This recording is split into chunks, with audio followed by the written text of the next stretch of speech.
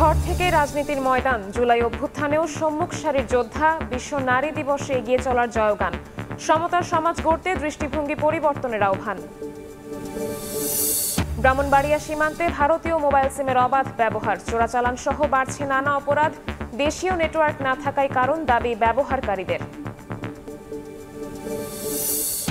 এবং তিস্তা মহাপরিকল্পনার সমীক্ষা চূড়ান্তে, উত্তরের 5 জেলায় শুরু হচ্ছে গণশুনানি। পরিকল্পনা জানাবে পাওয়ার চায় না, মত দেবেন বাসিন্দারাও।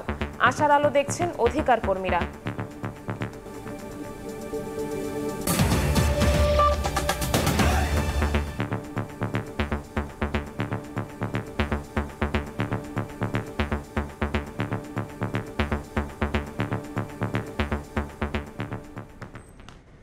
ভোরের সময়ের সঙ্গে আছি আমি শবনব নিবিড়। শহর থেকে শুরু করে গ্রাম, ভূপৃষ্ঠ থেকে মহাকাশ, সর্বত্রই স্বমহিমায় অবদান রেখে চলেছেন নারী। শুধু নারী হিসেবে নয়, মানুষ হিসেবেও নারীর জয় জয়কার এখন দিকে দিকে। তারপরও নারীকে অবদমন করে রাখার যে চর্চা জারি ছিল যুগে যুগে, সেই দৃষ্টিভঙ্গি বদলেছে এমনটা বলার সুযোগ নেই। ফলে সর্বত্র নারীর ক্ষমতায়নে এখনও সমাজের দৃষ্টিভঙ্গি ইতিবাচক নয়। আশরাফুল ইসলামের ক্যামেরায় উম্মে হানির রিপোর্ট।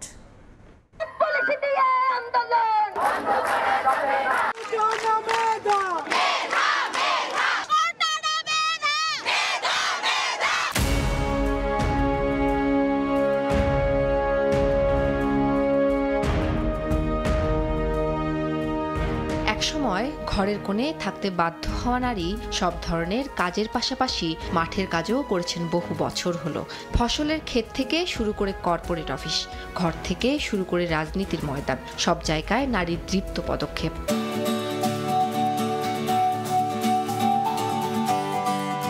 মা যেভাবে তার সন্তানকে এগিয়ে নেন জীবনের পথে, তেমনি নারী নিজেকে তো বটেই, টেনে তোলেন গোটা পরিবার ও সমাজকেই।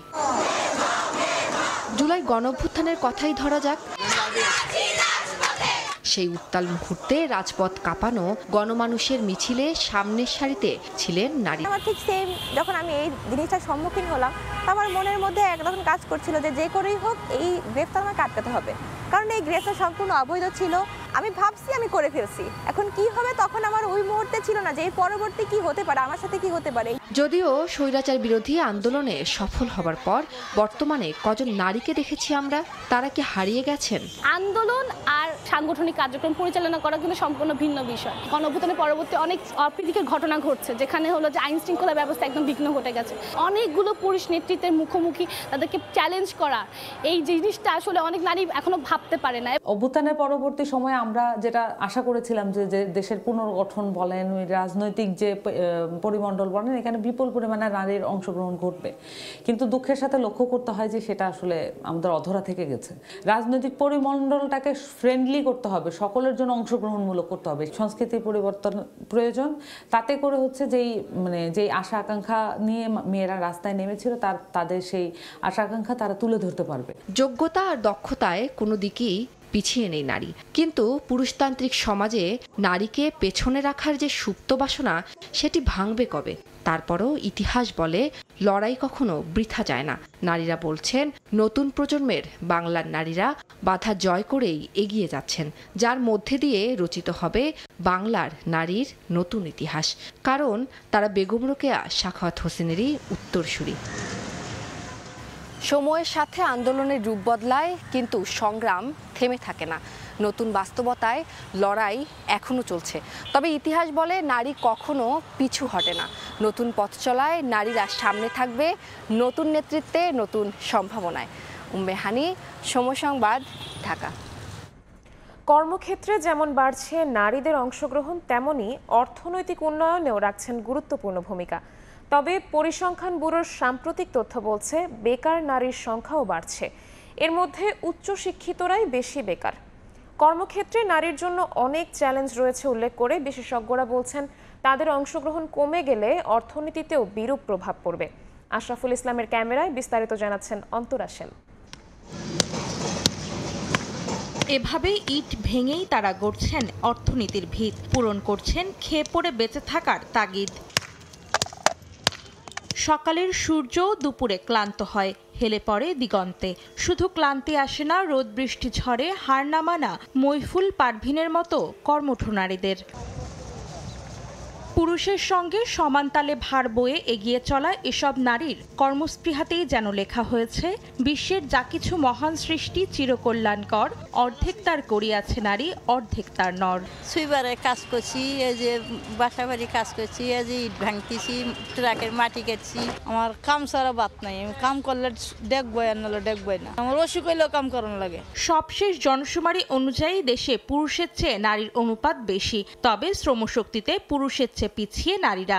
আর 25.5 লাখ বেকারের মধ্যে প্রায় 9 লাখই নারী। উচ্চশিক্ষিত নারীদের মধ্যেই বেকারত্ব বেশি। বাংলাদেশে অনেক জব সেক্টরে মেয়েদের সেফটি ততটা ফোকাসড না, ফ্যামিলি থেকে অনেকের বাধা দিচ্ছে। আমার একটা ছোট সন্তান রয়েছে, তো ওর দেখাশোনা লালন পালন করার জন্য আমাকেই, ও টোটালি আমার উপর ডিপেন্ডেন্ট।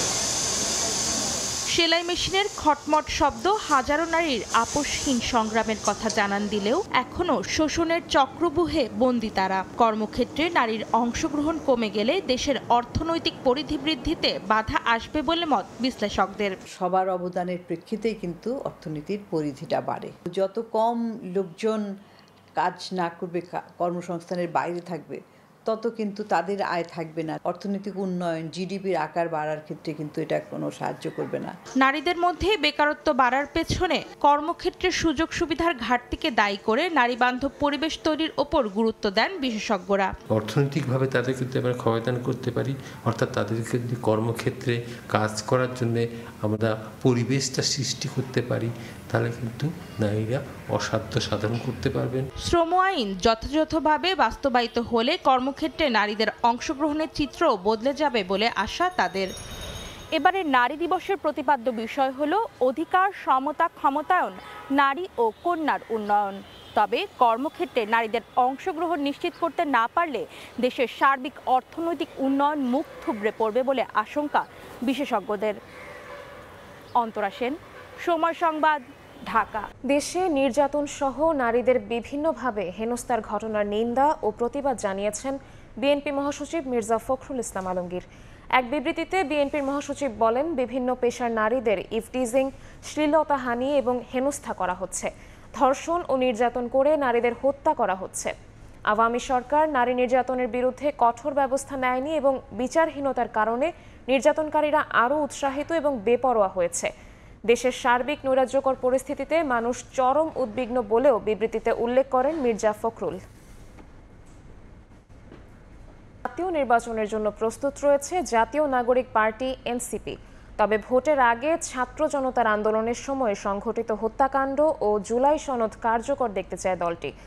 শুক্রবার বিকেলে রাজধানীর বাংলা মোটরে দলীয় কার্যালয়ে সংবাদ সম্মেলনে একথা বলেন এনসিপির আহ্বায়ক নাহিদ ইসলাম।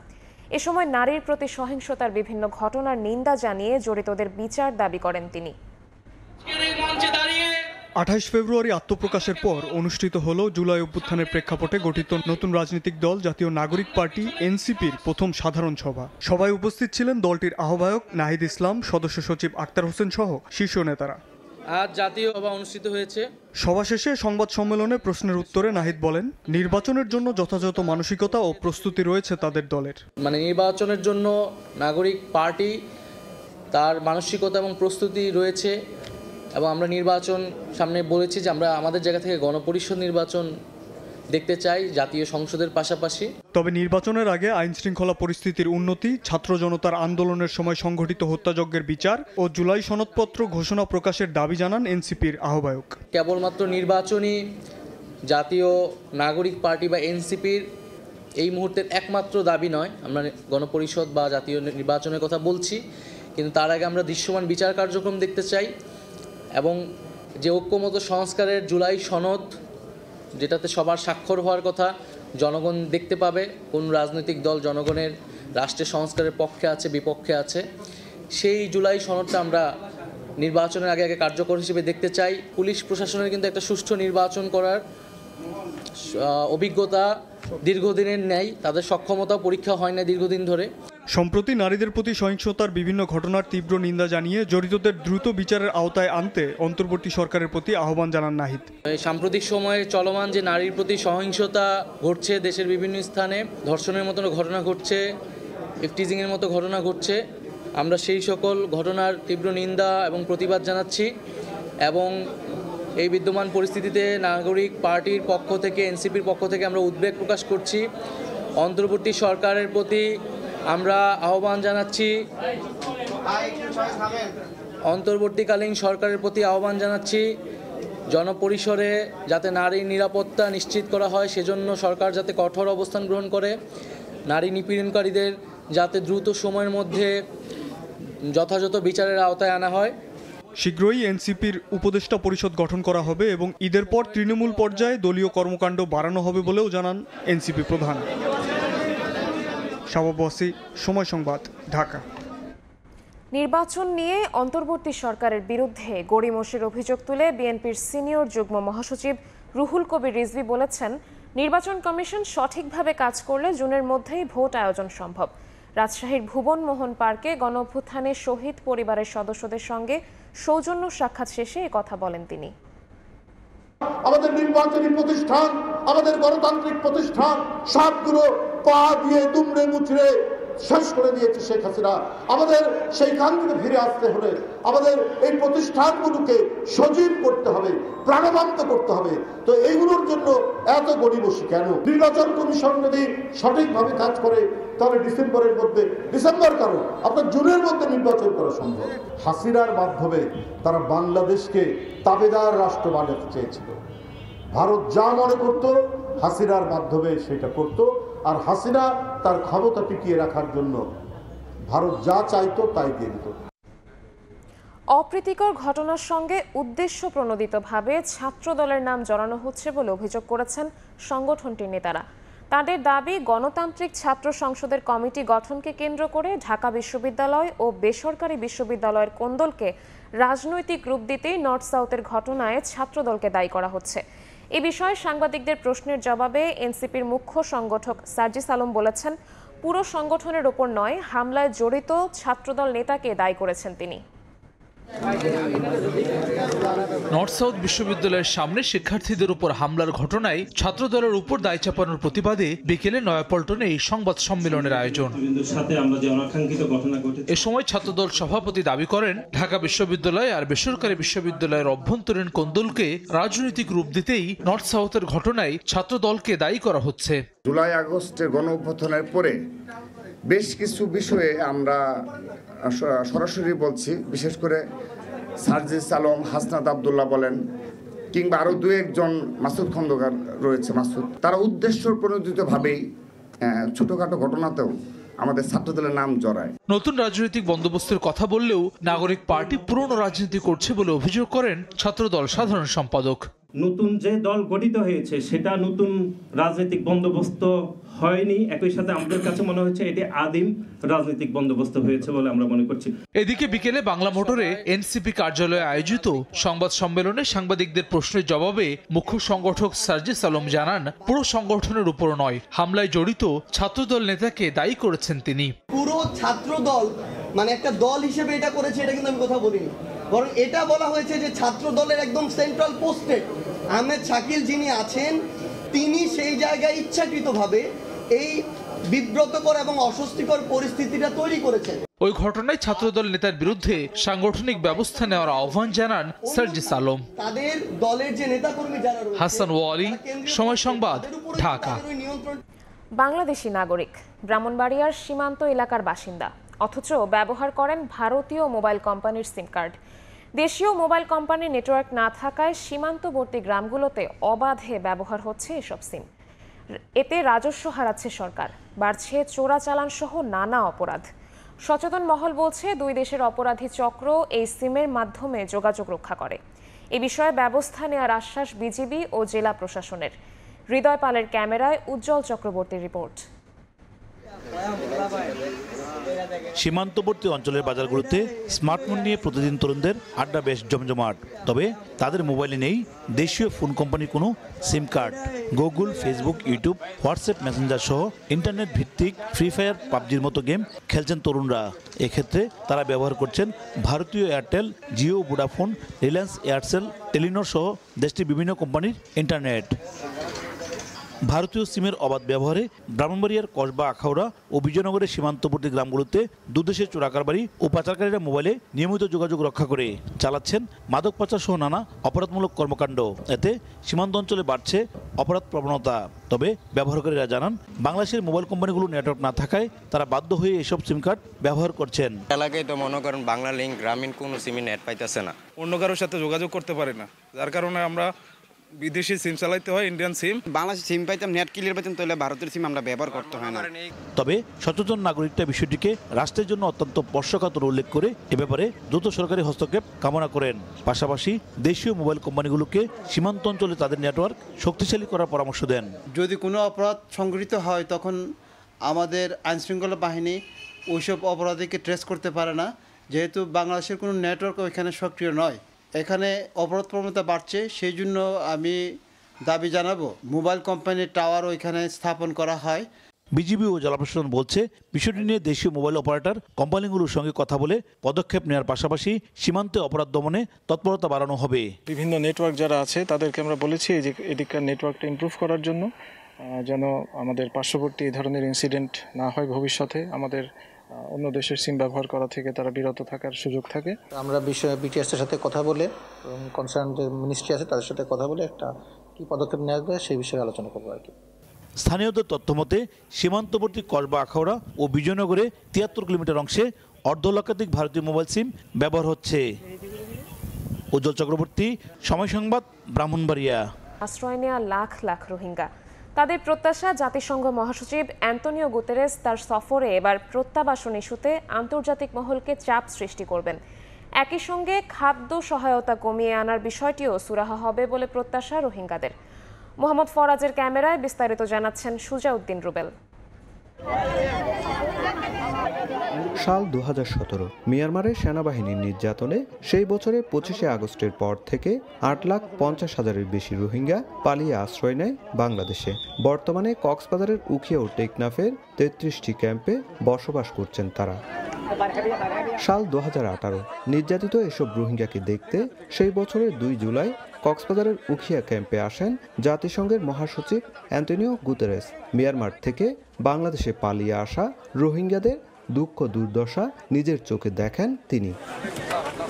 সাল ২০২৫ বাংলাদেশে আশ্রয় নেয়া একজন রোহিঙ্গাকেও এখনও ফেরত পাঠানো যায়নি মিয়ানমারে। এরই মধ্যে আশ্রিত রোহিঙ্গাদের জন্য খাদ্য সহায়তায় খরচের পরিমাণ অর্ধেকের বেশি কমাতে যাচ্ছে জাতিসংঘ।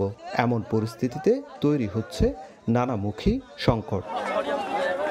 চলতি মাসের মাঝামাঝি সময়ে বাংলাদেশে আসছেন জাতিসংঘের মহাসচিব অ্যান্তোনিও গুতেরেস। এ সময় তিনি কক্সবাজারের ক্যাম্পে থাকা রোহিঙ্গাদের সঙ্গে দেখা করবেন। কমিউনিটি নেতাদের সঙ্গেও আলাপ করার কথা রয়েছে তার। এমন খবরে ক্যাম্পের রোহিঙ্গাদের মাঝে চলছে জোর আলোচনা। স্বপ্ন দেখছেন স্বদেশে ফেরার। অ্যান্তোনিও গুতেরেস আইয়ের হদ্দে ইয়ানার মাঝে দেখা বেশি খুশি হই আর আয়ও দিল মাইক মন মাইক হদিন কথা কইবার জন্য ইয়ানার মাঝে আর বেশা বেশি খুশি যে করে সাইয়ের আরে হতা কাম বুঝাইন দে জলতি আরে কেঙ্গুরি আরে সেফ জোন লইরা আর কান মাদা আরে কেঙ্গুরি ফসা দি পারিব দে পাওয়ারে আনি বাত আছে যে আর দেশে তারা ফিরে যাবে হইলা স্যার আর 2017 যে মানুষ নাকি উন বেকুন তো আছে সসম্মত আছে তে মানুষ। মিয়ানমার থেকে বাস্তুচ্যুত হওয়ার পর ক্যাম্পের জীবন খুবই কষ্টের। এই জীবন থেকে মুক্তি পেতে নাগরিক অধিকার ও নিরাপত্তা নিশ্চিত করার জন্য নিজ দেশে ফিরে যাওয়ার কোনো বিকল্প নেই। তাই অ্যান্তোনিও গুতেরেসের দিকে চেয়ে আছেন লাখ লাখ রোহিঙ্গা, এমনটাই জানান কমিউনিটির নেতারা। অ্যান্তোনিও গুতেরেস যদি আর কাছে আইয়ে আর এবারে একাং কথা কইম দে বাংলাদেশ আর দেশ ন একেমত আর লম্বা জিন্দি করতে না চাই জলদি আর কানাম মাঝে আর টুপি দি সেফ জুঙ্গুবিতে রোহিঙ্গা আর এখন যাইম বই হে কথা রিকোয়েস্ট করছুম। শরণার্থী ত্রাণ ও প্রত্যাবাসন কমিশন জানিয়েছে জাতিসংঘের মহাসচিবের সফরে গুরুত্ব পাবে রোহিঙ্গা প্রত্যাবাসন ইস্যু। নিশ্চয়ই এই বিষয়গুলি বাংলাদেশ সরকারের পক্ষে মিনিস্টার অফ ফরেন অ্যাফেয়ার্স এই বিষয়গুলি তুলে আনবে এবং আশা করা যায় উনি হয়তো বিভিন্ন গ্রুপের সাথে কথা বলবেন এই বিষয়ে। নতুন ও পুরনো মিলে বাংলাদেশে অবস্থান করছেন 13 লাখের বেশি রোহিঙ্গা, আর প্রতি বছর ক্যাম্পে জন্ম নিচ্ছে 30,000 শিশু। সুজাউদ্দিন রুবেল, সময় সংবাদ, কক্সবাজার। পথে নানা সমস্যার বিষয়ে ভারতকে আনুষ্ঠানিকভাবে জানিয়েছে বাংলাদেশ। সীমান্তে নিরাপত্তা বিঘ্নিত হয় এমন কোনো উদ্যোগে ঢাকার সায় নেই বলেও জানানো হয়েছে। শুক্রবার কলকাতায় অনুষ্ঠিত যৌথ নদী কমিশনের টেকনিক্যাল কমিটির বৈঠকে এসব বিষয়ে আলোচনা হয়। বৈঠকে দুই দেশের নদী কমিশনের টেকনিক্যাল কমিটির সদস্যরা ছাড়াও দূতাবাসের কর্মকর্তারা উপস্থিত ছিলেন। বাংলাদেশের ভেতরে ভারতের সীমান্ত ঘেঁষা বেশ কয়েকটি নদী, বিল ও জলাশয়ে দ্রুত ড্রেজিং প্রয়োজন। এ বিষয়ে সহযোগিতার প্রতিশ্রুতি দিয়েছে ভারত। অন্যদিকে ভারতীয় কয়েকটি নদীর ক্ষেত্রেও ড্রেজিং প্রয়োজন বলে জানান তারা।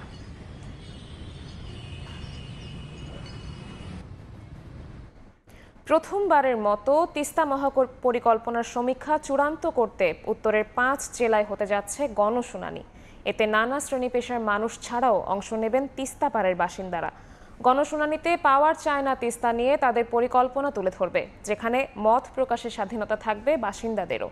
অধিকার কর্মীদের প্রত্যাশা, অন্তর্বর্তী সরকারের হাত ধরেই ঝুলে থাকা তিস্তা মহাপরিকল্পনা আলোর মুখ দেখবে। শাকিল মাহমুদের ক্যামেরায় নাজমুল ইসলাম নিশাতের রিপোর্ট। 9 ফেব্রুয়ারি তিস্তা নদী রক্ষায় করণীয় গণশুনানিতে বন ও পরিবেশ উপদেষ্টা সৈয়দা রিজওয়ানা হাসান স্পষ্ট জানিয়েছিলেন, তিস্তা মহাপরিকল্পনা বাস্তবায়ন হবে একমাত্র তিস্তা অববাহিকার বাসিন্দাদের চাওয়া পাওয়ার উপর, এবং সেটি অবশ্যই 2025 সালের মধ্যে চূড়ান্ত করতে হবে। কি থাকবে কি থাকবে না এইটা শুনবার জন্য পানি উন্নয়ন বোর্ড চায়নার ওই পাওয়ার চায়না কোম্পানিকে নিয়ে আপনাদের কাছে আসবে, শুনে দ্বিতীয় কথাটা হচ্ছে আমার পরিকল্পনাটা 2025-এর ডিসেম্বরের মধ্যে চূড়ান্ত করতে হবে।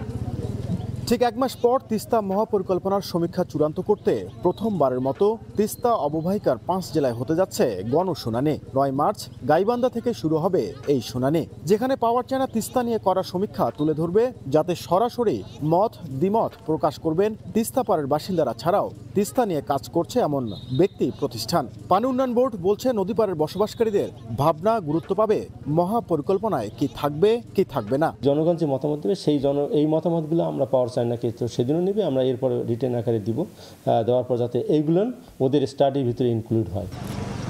অন্তর্বর্তী সরকারের এমন উদ্যোগকে ইতিবাচক হিসেবে দেখছেন অধিকার কর্মীরা। প্রত্যাশা, ভূরাজনৈতিক দ্বৈরথ কাটিয়ে অন্তর্বর্তী সরকারের হাত ধরেই আলোর মুখ দেখুক তিস্তা মহাপরিকল্পনা। পাওয়ার চায়না পানি উন্নয়নে নতুন সফর করতেছে, এই সফরের মধ্য দিয়ে একটি গতি পাবে এবং একটি নতুন আশা সঞ্চারিত হবে। আমাদের দাবি এই অন্তর্বর্তী সরকারের আমলেই প্রথম ফেজের এই প্রকল্পের শুভ উদ্বোধন আমরা দেখতে চাই। ভারতের একতরফা পানি আগ্রাসনে চরম হুমকিতে পড়েছে তিস্তা অববাহিকার 2 কোটি মানুষের জীবন জীবিকা। এমন পরিস্থিতি থেকে বাঁচতে দীর্ঘ সময় ধরে তিস্তা পাড়ের বাসিন্দারা আন্দোলন গড়ে তোলেন মহাপরিকল্পনা বাস্তবায়নের। নাজমুল ইসলাম নিশাত, সময় সংবাদ, রংপুর। শুষ্ক মৌসুমের সংকট কাটাতে এবং ভবিষ্যতে চাহিদা মেটাতে দৈনিক 60 কোটি লিটার পানি পরিশোধন ক্ষমতার নতুন প্রকল্প নিতে চায় চট্টগ্রাম ওয়াসা।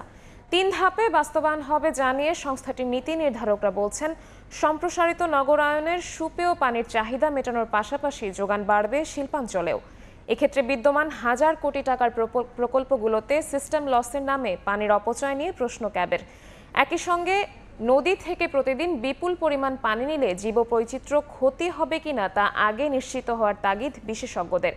আশরাফুল আলম মামুনের ক্যামেরায় বিস্তারিত জানাচ্ছেন ফেরদৌস লিপি। প্রায় 70 লাখ বাসিন্দার বন্দরনগরী চট্টগ্রামে পানি সরবরাহকারী একমাত্র প্রতিষ্ঠান চট্টগ্রাম ওয়াসার উৎপাদন সক্ষমতা দৈনিক 50 কোটি লিটার, কিন্তু বিপরীতে চাহিদা রয়েছে 58 কোটি লিটার, যা শুষ্ক মৌসুমে আরও বেড়ে যায়। একই সঙ্গে দেখা দেয় লবণাক্ততা, ফলে প্রকল্পগুলোর পানি উৎপাদন ক্ষমতা আরও কমে যায়। এতে তীব্র সংকটে পড়ে নগরীর লাখ লাখ মানুষ। এ অবস্থায় কর্ণফুলী নদীকে ঘিরে দৈনিক 63 কোটি লিটার পানি উৎপাদনের একটি বড় প্রকল্প নিতে যাচ্ছে চট্টগ্রাম ওয়াসা। 3 ধাপে প্রকল্পটি বাস্তবায়নের পর ওয়াসার পানি উৎপাদন দাঁড়াবে দৈনিক 132 কোটি লিটার। কর্ণফুলীর দক্ষিণ তীরে যে অংশে সারা বছর প্রবাহ ভালো থাকে তেমন স্থান থেকে প্রকল্পের পানি সরবরাহ করা হবে। প্রকল্পটি বাস্তবায়ন হলে নগরীতে দীর্ঘমেয়াদী পানির বর্ধিত চাহিদা মেটানো সম্ভব হবে বলে বলছেন ওয়াসা কর্তৃপক্ষ।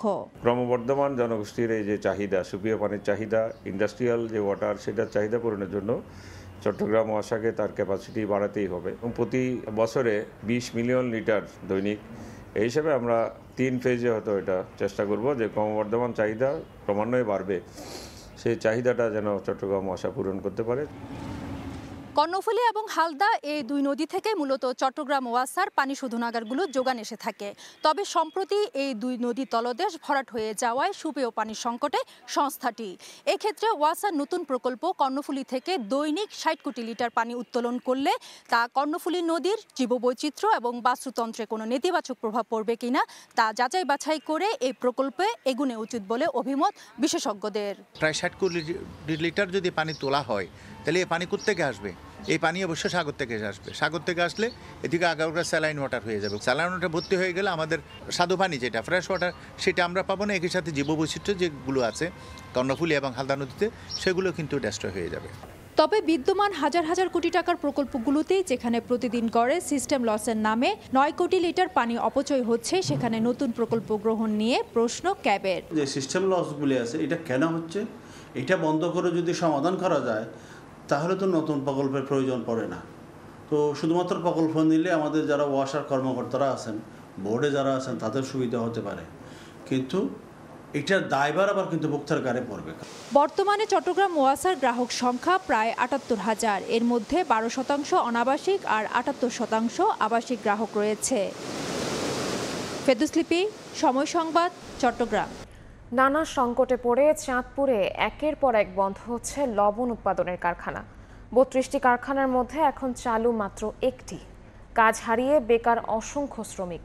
পুঁজি সংকটে মান ধরে রাখতে না পারায়, প্রতিযোগিতায় টিকতে না পারাই কারণ বলছেন কারখানা মালিকরা।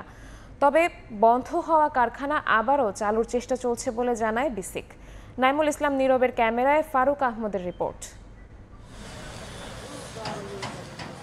কক্সবাজার থেকে ট্রলার ভোজাই করে কাঁচা লবণ আনা হয় চাঁদপুরে। ডাকাতিয়া নদীতে নোঙর করা ট্রলার থেকে মালামালগুলো শ্রমিকরা নিয়ে যান কারখানায়। এখন প্রতিদিন লবণের একটি এমন ট্রলার ভিড়লেও একসময় অসংখ্য ট্রলার দেখা যেত।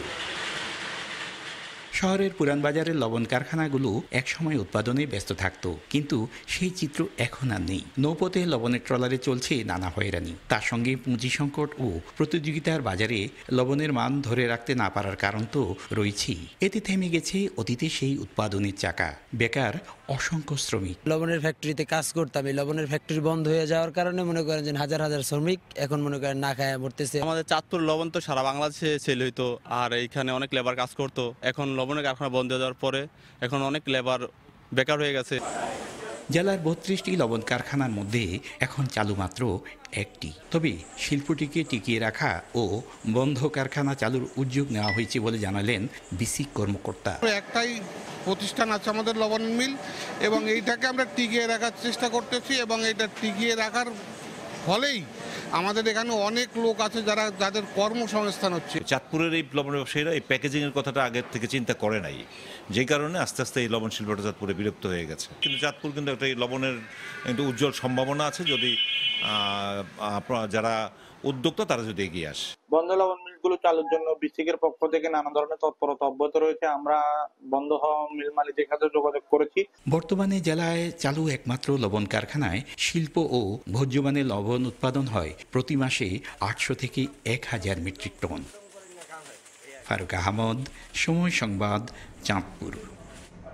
মুন্সিগঞ্জের মীর কাদিমে আগুন দরে বিক্রি হচ্ছে ইলিশ। একদিনের ব্যবধানে 200 টাকা পর্যন্ত বৃদ্ধি পেয়ে বড় ইলিশ বিক্রি হচ্ছে কেজিতে 2500 টাকায়। রোজায় অন্য মাছেরও দাম চড়া। ভোক্তারা দায়ী করছেন সিন্ডিকেটকে। আবু সাইদের ছবিতে নাসির উদ্দিন উজ্জ্বলের রিপোর্ট। ফাগুনের ভোরে ধলেশ্বরী তীরে রূপালী ইলিশের ঝিলিক। প্রতি কেজির দাম হাঁকা হচ্ছে 2500। অথচ জিআই পণ্যটি সংরক্ষণে 1 মার্চ থেকে 30 এপ্রিল পর্যন্ত 60 দিন দেশের 6 জেলার 5টি অভয়াশ্রমে নিষিদ্ধ সব ধরনের মাছ শিকার। ইলিশ ছাড়াও পাঙ্গাস, রুই, কাতল, কই, শিং, মাগুর, আয়ের, বোয়াল সহ তাজা মাছেরও পসরা বসে মীর কাদিম হাটে। তবে সব মাছেরই চড়া দর। শুক্রবার সবাই অবসর সময় বলে মাছ কিনতে আসে, এজন্য ওরা মাছটাকে একটু চড়া দামে বিক্রি করতে চায়। পাবদা মাছ, রুই মাছ, সব মাছের দামে চড়া। সিন্ডিকেট যেই সেই জায়গায় রয়েছে, চেঞ্জ হয়েছে হয় নাই। আড়তদাররা সিন্ডিকেটের অভিযোগ অস্বীকার করে দাম বাড়ার কারণ হিসেবে দুষছেন মাছের কম সরবরাহকে। পাশাপাশি হাটের লিং রোডগুলো সরু আর নদীর নাব্য সংকট থাকায় পরিবহন খরচ বাড়ছে বলে জানান তারা। অভিযানের করতে গিয়ে মাছ আমদানি নাই, তো আমদানি নাই বলতে বাজারটি চড়া। নদীটা যদি ভালো থাকতো ঘাটে মাছ নামতো, এখানে মাছ চলে আসতো, কিন্তু এখন এই পরিবহন ব্যয়টা একটু বৃদ্ধি পেয়েছে, তারপর নদীতে মাছ ধরা বন্ধ, এখানে একটু মাছের আমদানি কম, দামটা একটু বৃদ্ধি পেয়েছে। মীর কাদিম মাছের হাটে উপকূলীয় অঞ্চল সহ 15 জেলা থেকে মাছ আসে। শতাব্দী প্রাচীন এই হাটের 45 আড়ত ঘিরে 2 থেকে 3 ঘন্টায় বিক্রি হয় প্রায় কোটি টাকার মাছ। মুন্সিগঞ্জের মীর কাদিম থেকে নাসির উদ্দিন উজ্জ্বল, সময় সংবাদ। ফেনী শহরের পৌর মৎস্য আড়তে জমে উঠেছে দেশীয় মাছ কেনা বেচা। মাছের বাজার দর নিয়ে বিস্তারিত জানাতে আমাদের সঙ্গে যুক্ত হচ্ছেন সহকর্মী আতিয়া সজল। ফেনী শহরের সবচেয়ে বড় যে পৌর মৎস্য আড়তটি রয়েছে, সেই আড়তে কিন্তু প্রতিদিন দেশের বিভিন্ন প্রান্ত থেকে রং বেরঙের বা বিভিন্ন যা প্রজাতির মাছ এখানে আসে এবং সেই মাছ বেচা বিক্রিতে কিন্তু খুব মধ্যরাত থেকে মূলত মাছ আসা শুরু করে এবং সেই মাছ মনে করেন ভোরের আলো ফোটার আগেই এখানে কিন্তু পাইকার পত্ররা এসে মাছ বিক্রির যে হাক ডাক সেটা কিন্তু সরবরাহ হয়ে থাকে পুরো এলাকায় এবং এটি মধ্য দুপুর পর্যন্ত এবং দিনব্যাপীও কখনো কখনো চলে। যদিও এই রমজান মাসে মাছের যে আমদানি কিছুটা কমেছে এবং যে মানুষের সকালবেলা উপস্থিতি অন্যান্য সময়ের তুলনায় কিছুটা কম থাকায় সেই হাবডাক বা সরগরম কিছুটা কম। আমরা যেটা মাছ ব্যবসায়ীদের সাথে বা বিভিন্ন যারা কিনতে আসে তাদের সাথে আলাপ করে যেটা জেনেছি, গত 2-3 দিনের তুলনায় আজ মাছের যোগানটা কিছুটা কম এবং যে কম থাকার কারণে কিন্তু সব ধরনের মাছেই কিন্তু 5-10 টাকা বা 20 টাকা কেজি প্রতি কমেছে দাম এবং যদিও বলছে অন্যান্য যারা কিনতে আসে তারাও বলছে যে এটা আসলে তাদের ক্রয় ক্ষমতার অনেকটা বাইরে বা তারা বলছে যে মূল্য কিছুটা বেশি, কিন্তু বিক্রেতারা বলছে গত 2-3 দিনের তুলনায় আজ দাম একটু বেশি হলেও রমজান শুরুর পর মাছের অবস্থা কিছুটা স্থিতিশীল এবং ব্যবসায়ীরা যেটা বলছে দেশের বিভিন্ন প্রান্ত থেকে যে মাছের উৎসগুলো রয়েছে সেখানে মাছ কম পাওয়ায় কিন্তু মাছের যে সরবরাহ সেটা কম। আমরা যদি বলি এই যে রুই মাছগুলো দেখতে পাচ্ছেন এগুলো কিন্তু এখানে সোনাগাজী এবং সহ দেশের বিভিন্ন প্রান্ত থেকে আসে এবং আমাদের ফেনীর একটি মৎস্য যে জোন রয়েছে সোনাগাজীতে, সেই মৎস্য জোনেই কিন্তু আমরা দেখেছি যে বিশাল মৎস্য জোন তৈরি হয়েছে। আজকে আমরা একজন বিক্রেতার সাথে কথা বলার চেষ্টা করব যে আজকে বাজার দর যদি বলেন যে কি ধরনের মাছ কোন দামে বিক্রি করছেন দাম বলবেন আমাদের। আজকে তেলাপিয়া ধরেন 700-800 গ্রাম বিক্রি হইতেছে 175-80, রুই মাছ 2 কেজি 1.5 কেজি এগুলো বাস হইতেছে 300-290, কার্পু মাছ 2 কেজি এগুলো বাস হচ্ছে 190 220, আর আমের বড় রুই আছে 4 কেজি ওজনের এগুলো বাস হচ্ছে 350, কাতল আছে 1.5 কেজি 2 কেজি এগুলো বাস হচ্ছে 260-50, ফাঙ্গাস 2 কেজি 2.5 কেজি বাস 140-45। শুনলেন আজকে বাজারের কিছু মাছের দাম বলেন। এছাড়াও যদি আমরা দেখেছি যে গলদা চিংড়ি এবং যে অন্য যে সবজির জন্য যে চিংড়ি মাছগুলো ছোট চিংড়িগুলো গলদা চিংড়ি বিক্রি হচ্ছে 800 থেকে 1000 বা কোথাও কোথাও একটু সাইজ ভালো হলে প্রকারভেদে 1200 টাকা বিক্রি হচ্ছে এবং অন্যান্য যে হরিণা চিংড়ি এবং যে চামড়ি চিংড়ি যেগুলো সবজিতে ব্যবহার করা হয় সেগুলো কিন্তু 700 থেকে 750 টাকায় বিক্রি হচ্ছে। সব মিলেই কিন্তু আমরা দেখছি যে এখানে রমজানের কারণে কিন্তু মাছের দাম যে বেড়েছে তা না, বাজার স্থিতিশীল থাকলেও ক্রেতারা বলছে তা কিন্তু তাদের কিছুটা ক্রয় ক্ষমতার দুঃসাধ্য হয়ে পড়েছে।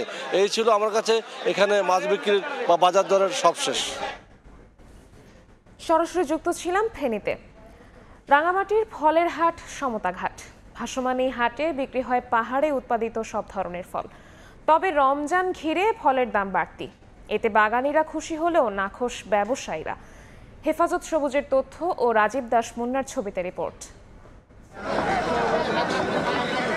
পাহাড়ি গ্রাম থেকে ভোরে একের পর এক যন্ত্রচালিত নৌকা এসে ভিড়ে রাঙামাটির সমতা ঘাটে। এসব নৌকা বোঝাই করে আনা হয়েছে আনারস, বেল, কলা, তরমুজ সহ নানা ফল। পছন্দের ফল কিনতে এক নৌকা থেকে অন্য নৌকায় ছুটেন ব্যবসায়ীরা। আকার ও রঙের উপর নির্ভর করে হাঁকা হয় দাম। ক্রেতা বিক্রেতার দর কষাকষিতে মুখর হয়ে ওঠে পুরো এলাকা। বাজার ঘুরে দেখা যায় আকার ভেদে প্রতি পিস আনারস 5 থেকে 25, বেল 15 থেকে 30, তরমুজ 150 থেকে 250 এবং কলার ছড়া 200 থেকে 350 টাকা দরে বিক্রি হচ্ছে। ব্যবসায়ীদের অভিযোগ রমজানকে ঘিরে বাড়ানো হয়েছে দাম, তবে বাগানীদের দাবি বর্তমান দরের থেকে কমে বিক্রি করলে তাদের লাভ হয় না। নিয়ে আসছি তরমুজ প্রায় 600-র মতন, 250 টাকা দাম দিয়েছিলাম, 180 টাকা বলতেছে। 22-23 টাকা হলে আমার বিক্রি করুম। ব্যবসায়ীরা তো আমার মূল্য 12 টাকা 15 টাকায় আমার তো লস হয়ে যাবে। রোজার আগে আসেন 15 টাকা, যে মাল আসেন 15 টাকা, মাল কিনতে আসি 25 টাকা 26 টাকা। তরমুজের বাজার তো অনেক গরম, এখন এই দামে কিনে নিয়ে আমরা বিক্রি করতে পারতেছি না। বাজারের যে হাল অবস্থা, কিছু কেনার কোনো গতি নেই। পাহাড়ে উৎপাদিত ফল কেমিক্যাল মুক্ত, এই কারণে দিন দিন এই হাট প্রসারিত হচ্ছে। পাহাড় থেকে যে আদিবাসীরা পণ্য নিয়ে আসে, এরা এখানে এসে শান্তিতে ওনাদের পণ্যগুলো বিক্রি করতে পারে। সেজন্য এখানে দিন দিন বাজারগুলো বেড়েই যাচ্ছে। ব্যবসায়ী সমিতির তথ্য মতে প্রতি সপ্তাহের বুধ ও শনিবার বসে সমতা ঘাটের হাট। প্রতি হাটে প্রায় 4 কোটি টাকার ফল বিক্রি হয়। সময় সংবাদ, রাঙামাটি। রাজধানীতে জমে উঠেছে ঈদের কেনাকাটা। এবার রমজানের প্রথম ভাগেই জুতার দোকানে বেড়েছে ক্রেতার ভিড়। নতুন জামার সঙ্গে পছন্দসই জুতা, স্যান্ডেল, কেটস খুঁজতে নামি দামি দোকানে ঢু মারছেন তারা। তবে দাম বেশি হলেও কালেকশনে এখনো বৈচিত্র্য নেই বলছেন কেউ কেউ। এ দোকান ও দোকান ঘুরছেন ক্রেতারা। পোশাকের সঙ্গে মানানসই জুতা বেছে নিতে এই ঘোরাঘুরি। রমজানের শেষ সময়ের ভিড় এড়াতে আগে ভাগে কেনাকাটা সেরে নিচ্ছেন অনেকে। যেটা প্ল্যান ছিল যে দুজনে দুইটা নিব, অলরেডি আমরা দুজনে 4টা নিয়েছি। একটা পার্টির জন্য আর এটা নরমাল আর কি। এইটা জামা কিনতে আসছি, ড্রেস কিনতে আসছি আর জুতা কিনতে আসছি। সারা বছর কেনাকাটা হলেও ঈদের নতুন জামার সঙ্গে মানানসই জুতার জন্য থাকে বাড়তি বরাদ্দ। সন্তানের জন্য বাহারি জুতা খুঁজে নিচ্ছেন বাবা মায়েরা। তাদের কেউ কেউ জানান এবার দাম একটু বেশি, কালেকশনেও নেই বৈচিত্র্য, আবার ভিন্ন মতো রয়েছে। দেখলাম নতুন কিছু আসছে, কেনা কালেকশন কিরকম আসছে, তো মোটামুটি এখনো আসেনি পুরোটা। জুতোর কালেকশন যা দেখলাম সেটা খুবই ভালো এসছে। আজকে শপিং এ বের হয়েছি ফার্স্ট। আপাতত 4 জোড়া জুতা নেওয়া হয়েছে, আমার বোনের মেয়ের জন্য, আমার জন্য এবং আমার হাজবেন্ডের জন্য। ঈদের জুতা আমি আগেই কিনছি, এখন আমার ছেলের জন্য আমি নিতেছি ঈদের জুতাটা। রমজানের প্রথম দিকে তেমন চাপ না থাকলেও ক্রমেই বাড়ছে ক্রেতার উপস্থিতি। বিক্রেতাদের প্রত্যাশা নানা প্রতিকূলতার মধ্যেও এবার ভালো হবে বেচাকেনা। চন্দ্রিমা চৌধুরী, সময় সংবাদ, ঢাকা। আন্তর্জাতিক মাতৃভাষা দিবস উপলক্ষে পটুয়াখালীতে আয়োজিত চিত্রাঙ্কন ও রচনা লিখন প্রতিযোগিতায় বিজয়ীদের পুরস্কার বিতরণ করা হয়েছে। শুক্রবার সকালে জেলা শিল্পকলা একাডেমি অডিটোরিয়ামে অনুষ্ঠানের আয়োজন করে পটুয়াখালী ওয়েলফেয়ার ফাউন্ডেশন। এ সময় 6টি বিভাগে বিজয়ী 30 জনের হাতে ল্যাপটপ, ট্যাব, নগদ অর্থ ও ক্রেস্ট তুলে দেন প্রধান অতিথিরা। এর আগে 21 ফেব্রুয়ারি বিকেলে জেলা পরিষদ শিশু পার্কে চিত্রাঙ্কন ও রচনা লিখন প্রতিযোগিতা অনুষ্ঠিত হয়।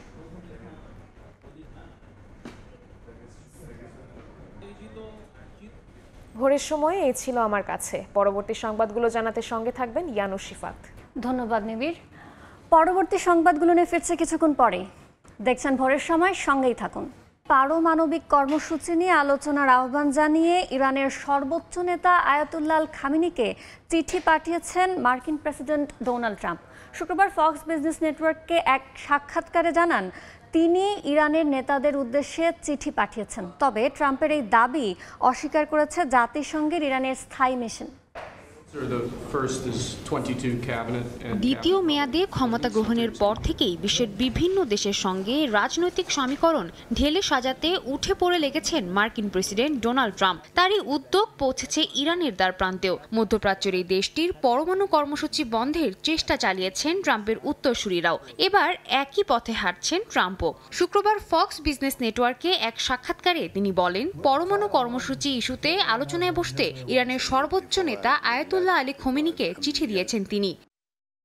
একই সঙ্গে হুঁশিয়ারি দিয়ে বলেছেন, আলোচনায় বসতে অস্বীকৃতি জানালে বিষয়টিতে সরাসরি হস্তক্ষেপ করতে বাধ্য হবে যুক্তরাষ্ট্র। এই অবস্থায় তেহরানের কল্যাণে সমঝোতায় যুক্তিসঙ্গত হবে বলে উল্লেখ করেন তিনি।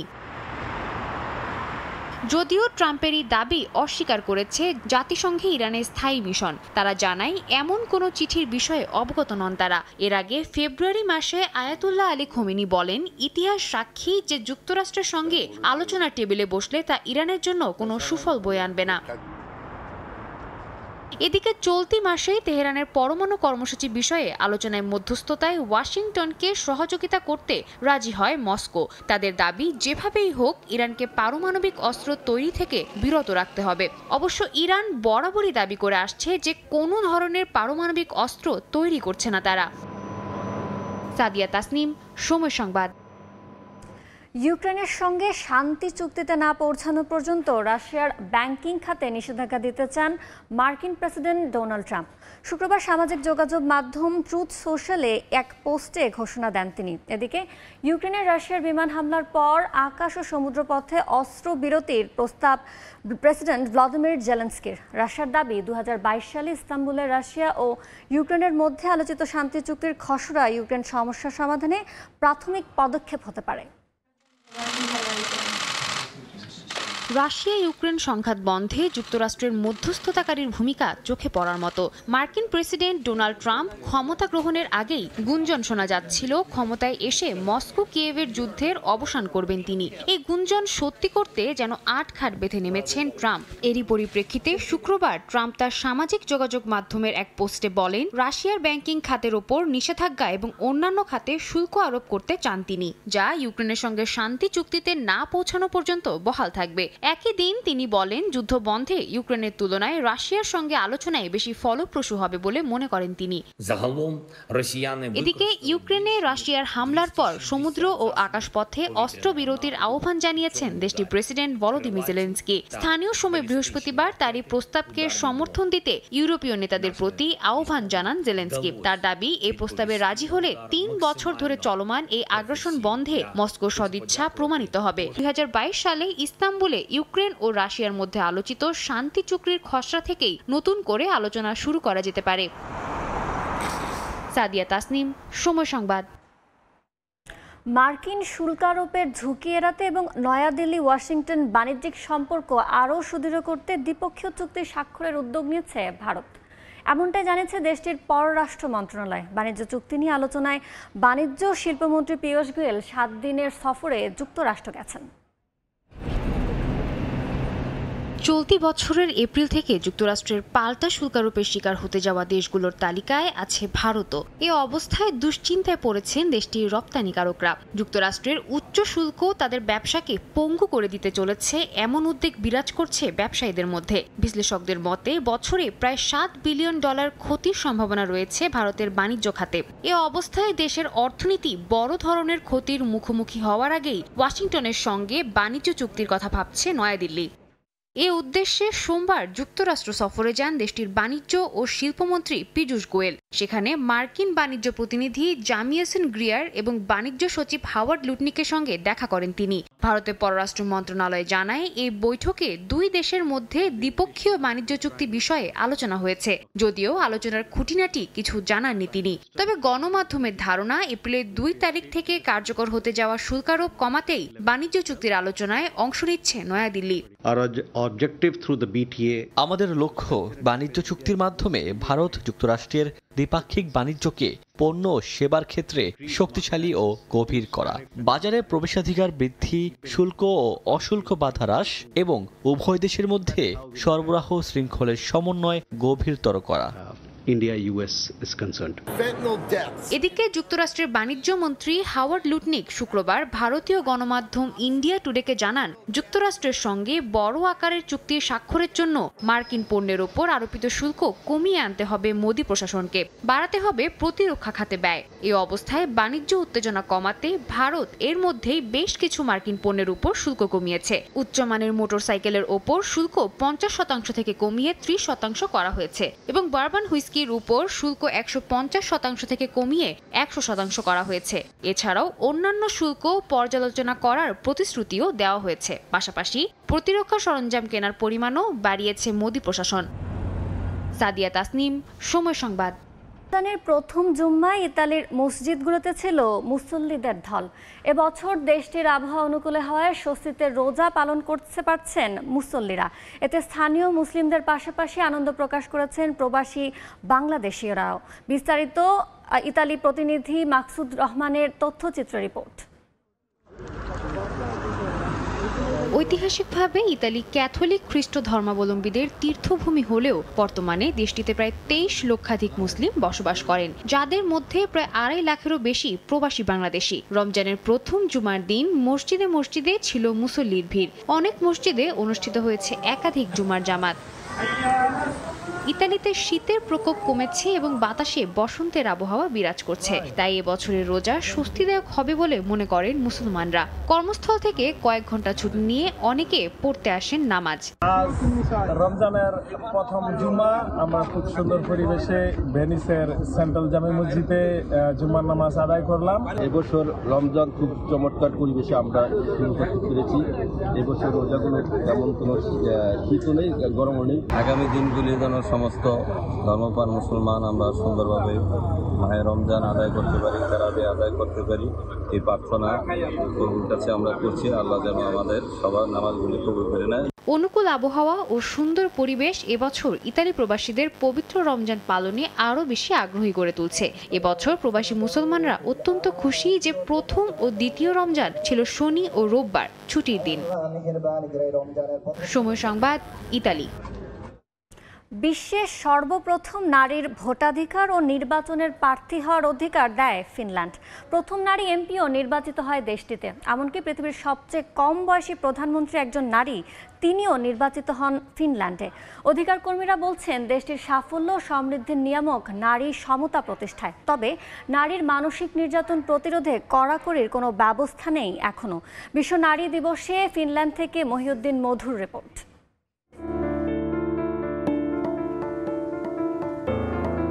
Sanna Marin, pleasure to have you on. Well, thank you so much for having me. Sanna Marin ছিলেন বিশ্বের সর্বকনিষ্ঠ প্রধানমন্ত্রী। Sanna Marin is the world's youngest serving female prime minister.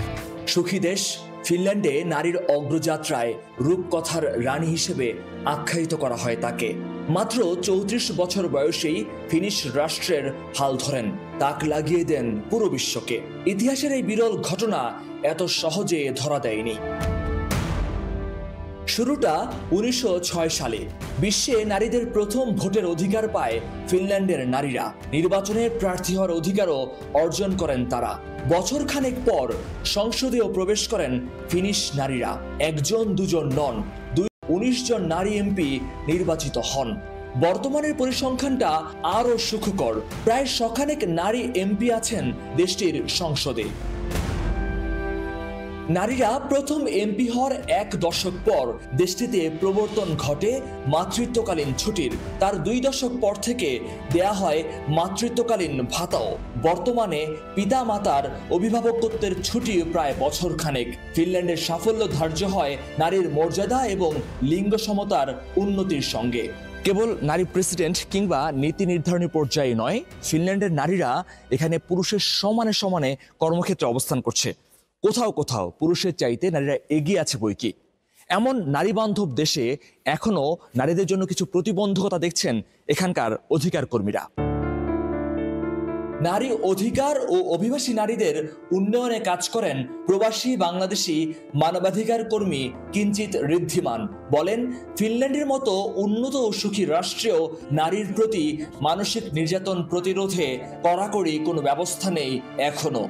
এদের একটা বড় অংশ কিন্তু আমাদের ইমিগ্রেন্ট যারা থাকে তারা, তো ওদের কালচারাল ব্যারিয়ারের কারণে না ওরা আইনটাকে খুব একটা বুঝে উঠতে পারে না।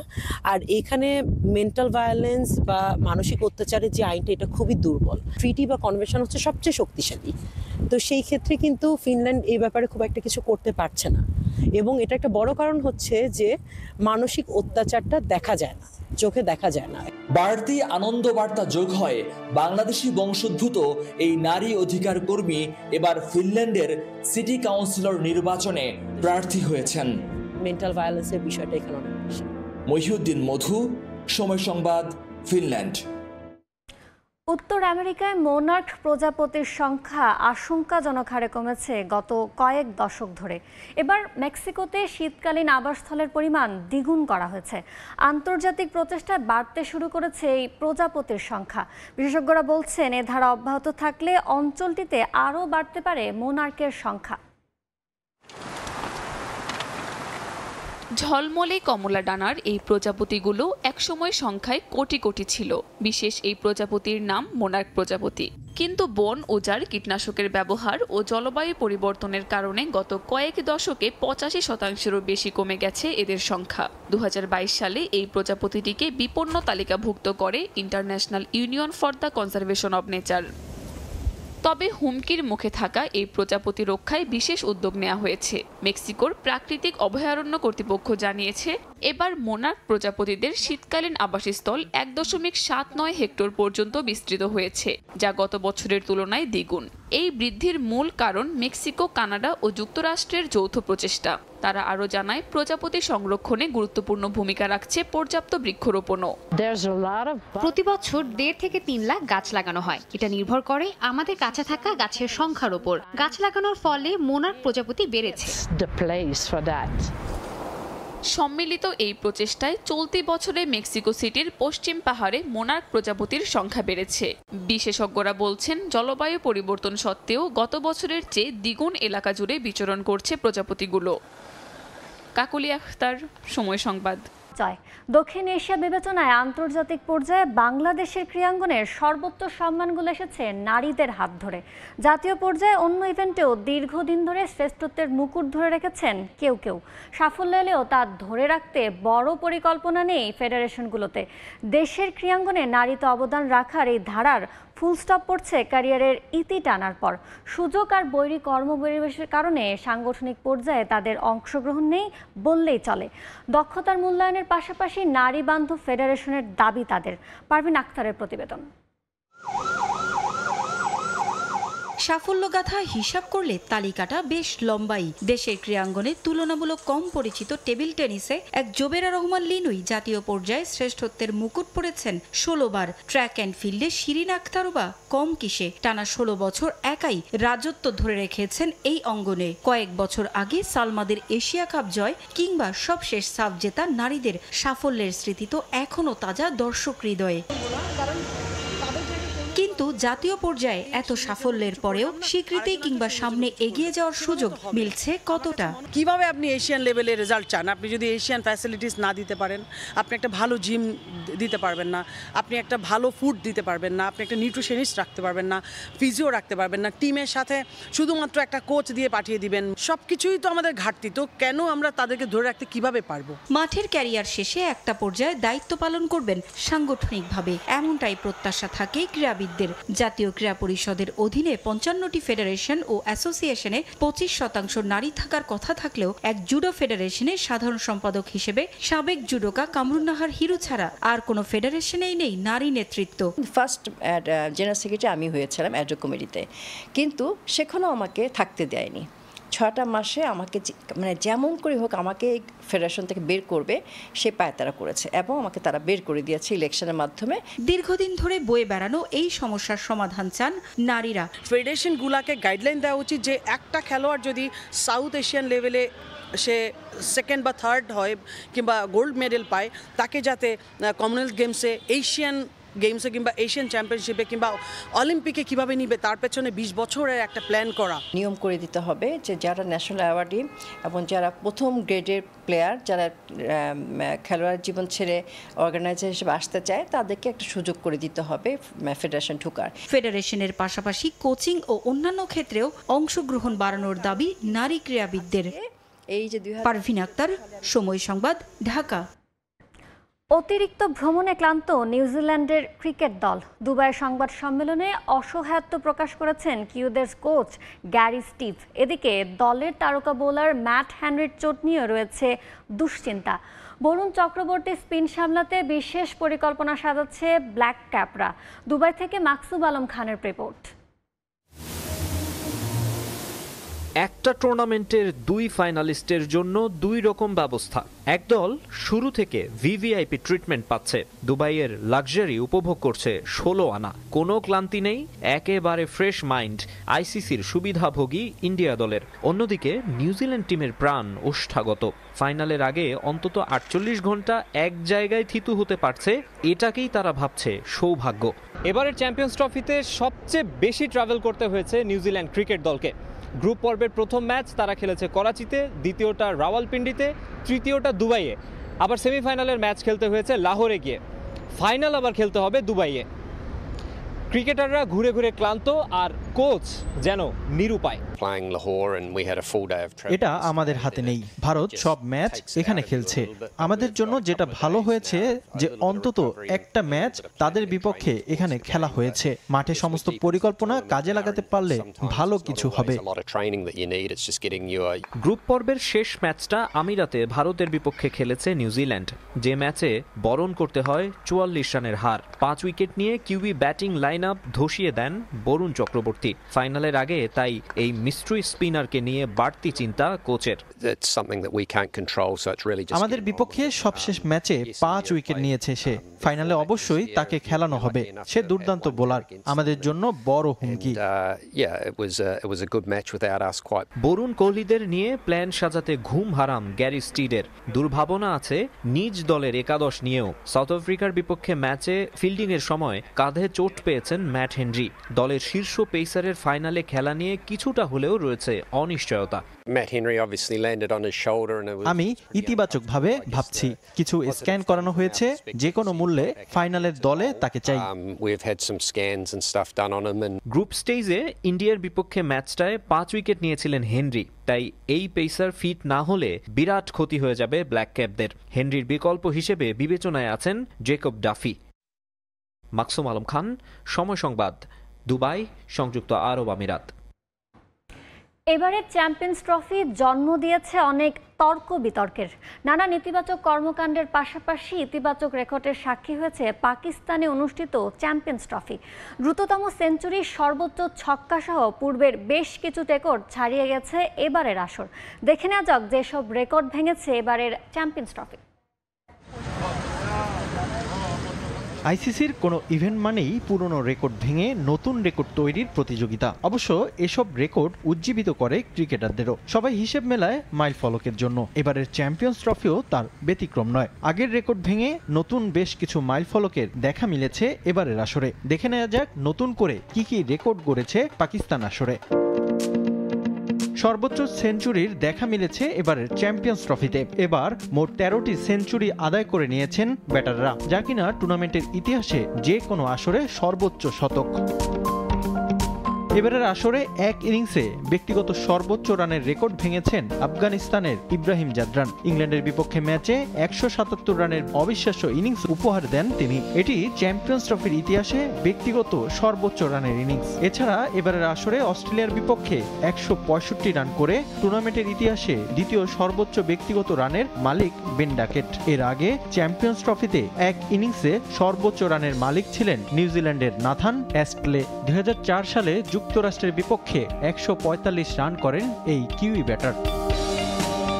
পাকিস্তানের চ্যাম্পিয়ন্স ট্রফি ভেঙেছে দ্রুততম সেঞ্চুরি রেকর্ডও। দ্বিতীয় সেমিফাইনালে মাত্র 67 বলে সেঞ্চুরি হাঁকিয়ে ইতিহাস গড়েন সাউথ আফ্রিকান ডেভিড মিলার। এছাড়া ইংল্যান্ডের বিপক্ষে 77 বলে শতক করে দ্বিতীয় দ্রুততম সেঞ্চুরির জায়গা দখলে নেন অস্ট্রেলিয়ার জস ইংলিশ। এছাড়া 2002 সালে ইংল্যান্ডের বিপক্ষে 77 বলে সেঞ্চুরি হাঁকিয়েছিলেন সাবেক ভারতীয় ব্যাটার বীরেন্দ্র সেহবাগ।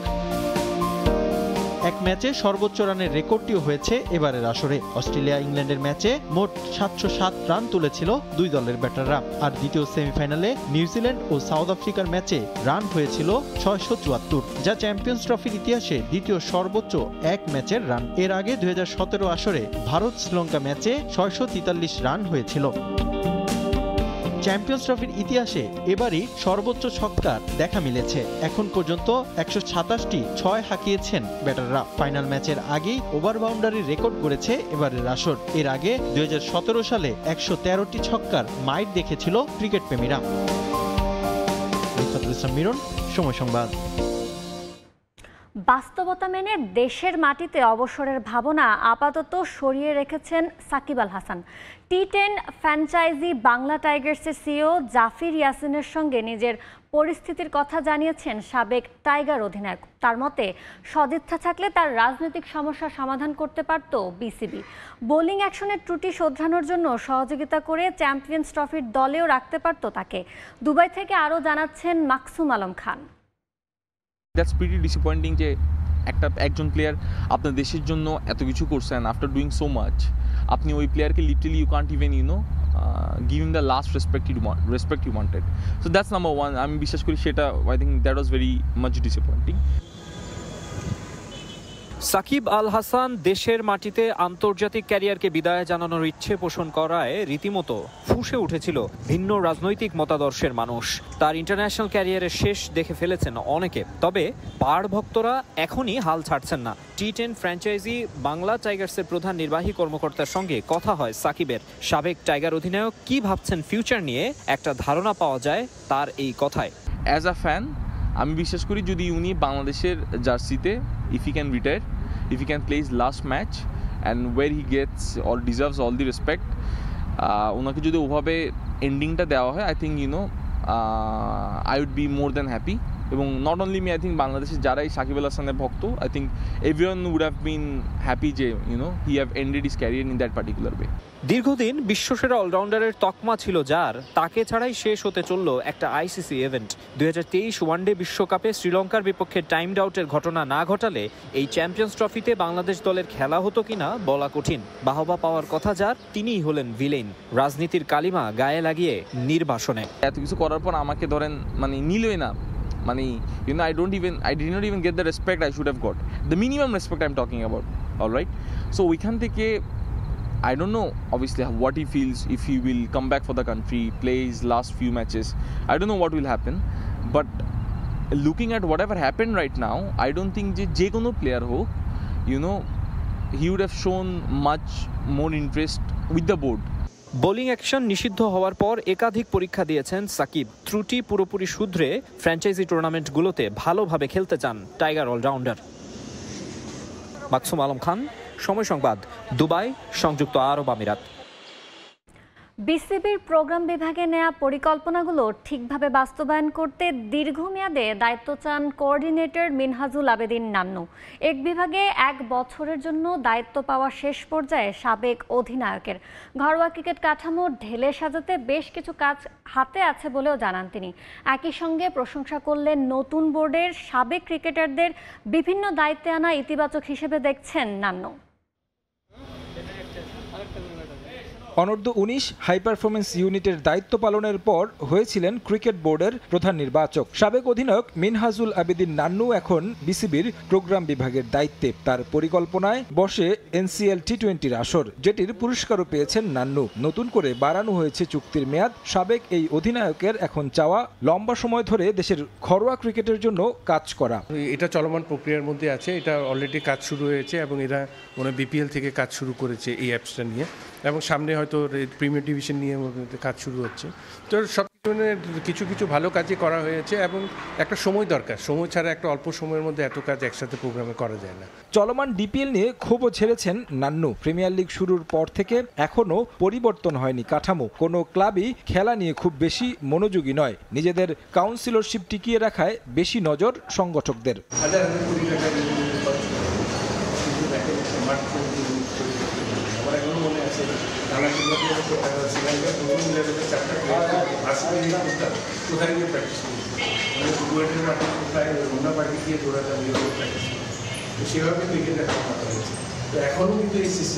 ফারুক আহমেদের বোর্ড সভাপতি হিসেবে আশাকেও ইতিবাচক হিসেবে দেখছেন নান্নু। তার মতে অনেক খালি পদ থাকায় চ্যালেঞ্জের মধ্য দিয়ে যেতে হচ্ছে বর্তমান বোর্ডকে। ক্রিকেট সংশ্লিষ্ট হওয়ায় সময় দিলে ফারুক আহমেদ ভালো করবেন বলেও মত তার।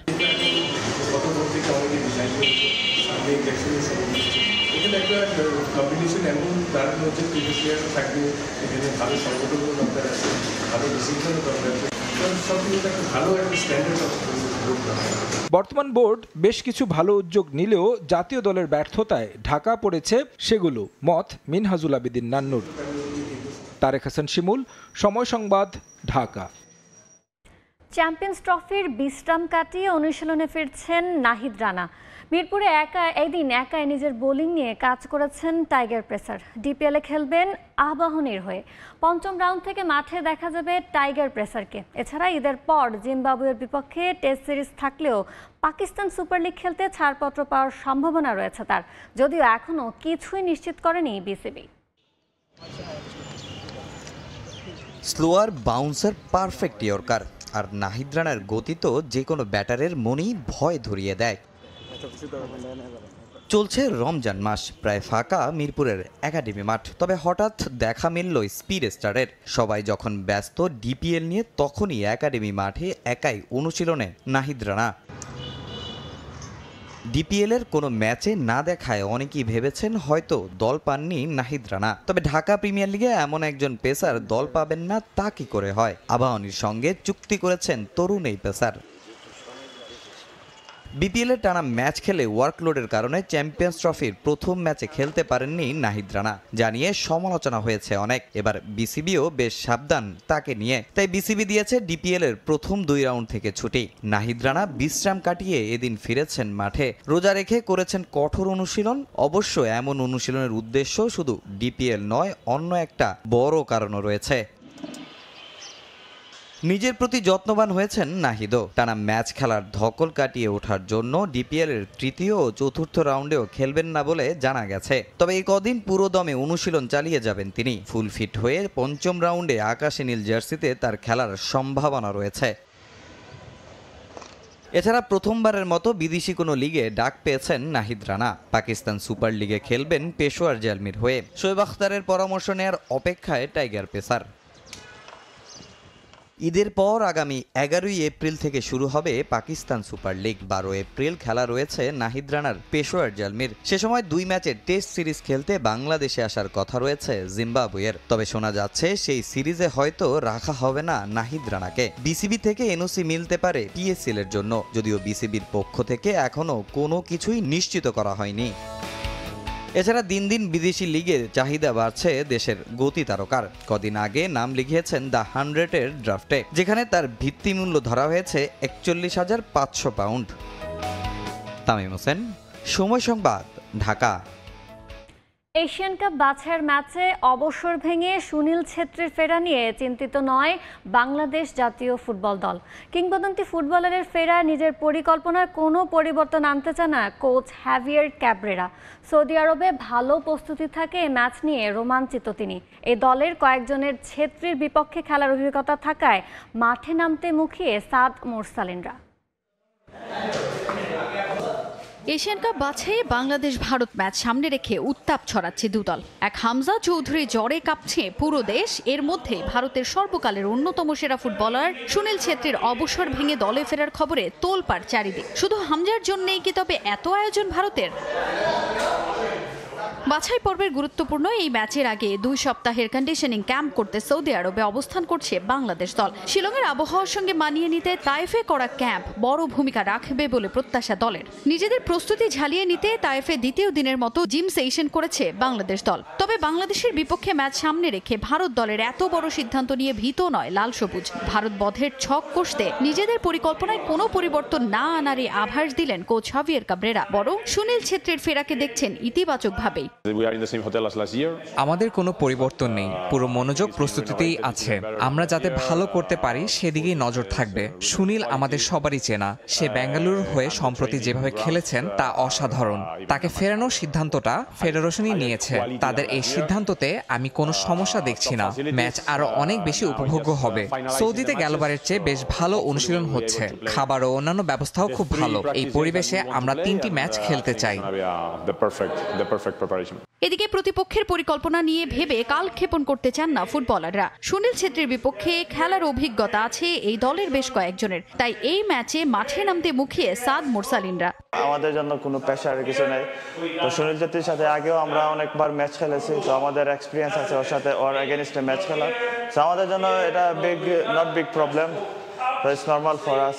আর অফকোর্স সুনীল অনেক ভালো প্লেয়ার, ওর সাথে ম্যাচ খেলতে পারলে আমাদেরও অনেক ভালো হবে। প্রবাবলি এটা আমার ফার্স্ট ম্যাচ হবে ইন্ডিয়ার এগেনস্টে। তো যেভাবে হোক আমাদের ম্যাচটা জিততে হবে, কারণ আমরা ওদের আগে আমরা ট্রেনিং স্টার্ট করছি, সব কিছু আমাদের অ্যাডভান্টেজে আছে। তো আমাদের চেষ্টা থাকবে যেভাবে হোক, মানে এটা আসলে আমাদের যেভাবে জিততে হবে ম্যাচটা। ভিসা জটিলতায় দলের সঙ্গে সৌদি আরবে যেতে না পারলেও একদিন পরই ক্যাম্পে যোগ দিয়েছেন রহমত মিয়া।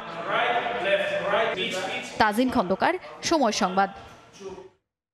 জশ বাটলারের পদত্যাগের পর আবারও ওয়ানডে ফরম্যাটের অধিনায়কত্বের দায়িত্ব পেতে যাচ্ছেন বেন স্টোকস। 2023 ওডিআই বিশ্বকাপে অবসর ভেঙে দলে ফিরলেও এরপর আর 50 ওভারের ক্রিকেটে মাঠে নামেননি তিনি। চ্যাম্পিয়ন্স ট্রফিতে দলের ভরাডুবির পর নতুন অধিনায়ক হিসেবে স্টোকসকে বিবেচনায় রেখেছেন ইংল্যান্ড ও ওয়েলস ক্রিকেট বোর্ডের ম্যানেজিং ডিরেক্টর রব কি। 2023 বিশ্বকাপের পর আর ওয়ানডে ম্যাচে খেলেননি বেন স্টোকস। লাল বলেই পূর্ণ মনোযোগ ছিল ইংলিশ অলরাউন্ডারের, কিন্তু দুঃসময়ে আবারও ইংল্যান্ড ওয়ানডে দলের হাল ধরতে যাচ্ছেন স্টোকস। দীর্ঘদিন ওয়ানডে না খেলা এই ক্রিকেটার আবারও আলোচনায় আসেন চ্যাম্পিয়ন্স ট্রফি ব্যর্থতায় জস বাটলারের নেতৃত্ব ছাড়ার পর। ওয়ানডে ও টি20তে নতুন অধিনায়কের খোঁজে England and Wales cricket board. টেস্টে অধিনায়কের দায়িত্ব পালন করা বেন স্টোকসের সঙ্গে কোচ ব্রেন্ডন ম্যাককালামের সম্পর্কটা বেশ ভালো, বোঝাপড়াটাও দারুণ। বাসবল ক্রিকেটেরও আবিষ্কারক ম্যাককালাম স্টোকস জুটি, তাই এবার ওয়ানডেতেও স্টোকসের কাঁধে দায়িত্ব তুলে দেওয়ার পরিকল্পনা ইংল্যান্ড বোর্ডের। 2021-এ 3 ম্যাচে দলকে নেতৃত্ব দেয়া অলরাউন্ডারকে আবারও অধিনায়ক হিসেবে বিবেচনা করছেন ইংল্যান্ড অ্যান্ড ওয়েলস ক্রিকেট বোর্ডের ম্যানেজিং ডিরেক্টর রব কি।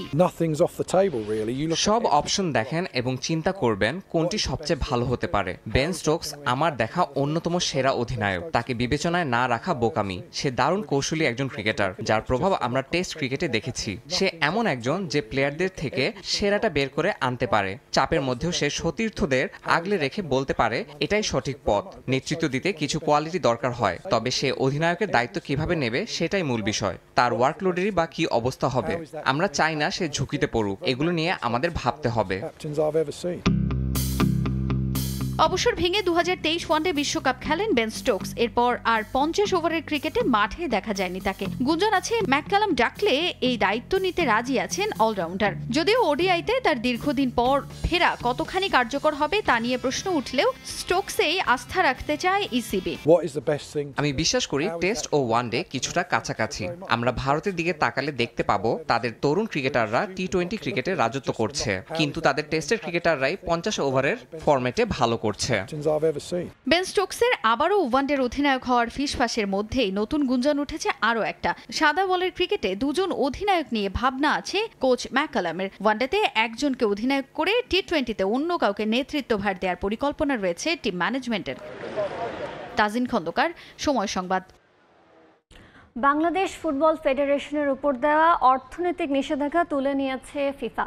এখন থেকে বিশেষ নিয়ম ধাপে ধাপে নয়, স্বাভাবিকভাবে ফিফার অনুদানের অর্থ পাবে বাফুফে। সেই সঙ্গে থাকছে না নজরদারি। সময় সংবাদকে এমন তথ্য নিশ্চিত করেছেন বাফুফের সহ সভাপতি ফাহাদ করিম। এছাড়া নিষেধাজ্ঞা কেটে যায় ফিফার বিভিন্ন উন্নয়ন প্রকল্পের জন্যও আবেদন করতে পারবে ফেডারেশন। বাংলাদেশ ফুটবল ফেডারেশনের আয়ের সিংহভাগ আসে ফিফার অনুদান থেকে, অথচ সেই অর্থ নিয়ে নয়ছয় করেছে কাজী সালাউদ্দিনের তৎকালীন বাফুফের কমিটি। ফিফার ফান্ডের অর্থ ব্যয়ের সঠিক নির্দেশনা না মানা, অনিয়ম ও অস্বচ্ছতার কারণে 2018 সালে বাফুফের ওপর অর্থনৈতিক নিষেধাজ্ঞা আরোপ করে ফুটবলের সর্বোচ্চ নিয়ন্ত্রক সংস্থা। তার মাঝে মরার ওপর খাড়ার গা হয়ে ওঠে 2023 সালে আর্থিক অনিয়মের অভিযোগে বাফুফের সাধারণ সম্পাদক আবু নাইম সোহাগের ফিফা কর্তৃক আজীবন নিষিদ্ধ হওয়া। অর্থনৈতিক নিষেধাজ্ঞা থাকায় ফিফার অনুদানের অর্থ স্বাভাবিকভাবে না পেয়ে বিশেষ নিয়মে ধাপে ধাপে আসত বাফুফের কাছে। সেই অর্থ ব্যয়ে নজরদারি করত ফিফার নিয়োজিত একটি প্রতিষ্ঠান, যা বিব্রতকর ছিল বাফুফের জন্য। তবে ফেডারেশনের বর্তমান সভাপতি তাবিদ আউয়াল ফিনান্স কমিটির দায়িত্ব নেয়ার পর হারানো ইমেজ ফিরিয়ে আনার প্রতিশ্রুতি দেন। ফেব্রুয়ারির প্রথম সপ্তাহে বাফুফেতে আসে ফিফার অডিট টিম, জানিয়ে খুব সতর্ক ছিলেন তাবিদ আউয়াল। অবশেষে ফিফা থেকে এলো সুখবর। বাফুফের সভাপতির নেতৃত্বাধীন ফিনান্স কমিটির কার্যক্রমে সন্তুষ্ট হয়ে নিষেধাজ্ঞা তুলে নিয়েছে ফিফা। তাবিদ ভাইয়ের একদম সিঙ্গেল হ্যান্ডেডলি উনি অডিট প্রসেসটাকে রিভিউ করে রিপোর্ট পাঠান ফিফার কাছে। ফিফা সেটাকে যাচাই বাছাই করে আমাদেরকে জানালো, ফাইন্যান্সিয়াল রেস্ট্রিকশন থেকে আমাদেরকে মুক্ত করা হলো। আমাদের হোয়াট এভার ফান্ডিং যেটা আমরা পেতাম ফিফা থেকে, ওই টাকাগুলি আর ফেজে আসবে না, ওই টাকাগুলি আমাদের একবারে ওদের নর্মাল যে নিয়ম সেভাবেই আসবে। একই সাথে ওই একটা অডিট ফার্ম যাকে অ্যাপয়েন্ট করেছিল আমাদের অডিট করার জন্য, তাকে আর ওরা এখন রাখবে না। তো আমাদের ওই টাকাটাও আমরা এক্সট্রা পাবো।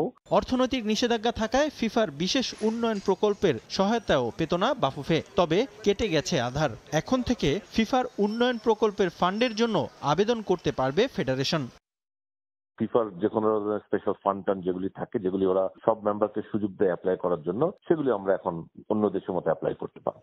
ফিফার নিষেধাজ্ঞা উঠে যাওয়ায় বাংলাদেশের ফুটবলে ইতিবাচক পরিবর্তন আসবে বলে জানান বাফুফের সহ সভাপতি। এছাড়া ভবিষ্যতে আর্থিক স্বচ্ছতা বজায় রাখার কথা জানান তিনি। রিফাতুল ইসলাম মিরন, সময় সংবাদ। এ পর্যায়ে শীর্ষ সংবাদগুলো জানিয়ে দিচ্ছি আরেকবার। ঘর থেকে রাজনীতির ময়দান, জুলাই অভ্যুত্থানের সম্মুখ সারির যোদ্ধা, বিশ্ব নারী দিবসে এগিয়ে চলার জায়গান, সমতার সমাজ গড়তে দৃষ্টিভঙ্গি পরিবর্তনের আহ্বান। সীমান্তে ভারতীয় মোবাইল সিমের অবাধ ব্যবহার, চোরাচালান সহ বাড়ছে নানা অপরাধ। দেশীয় নেটওয়ার্ক না থাকার কারণ দাবি ব্যবহারকারীদের।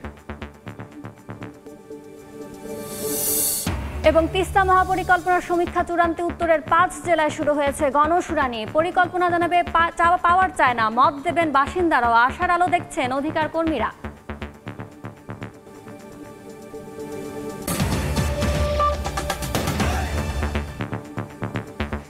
এ ছিল ভোরের সময়। সঙ্গে থাকুন সময়।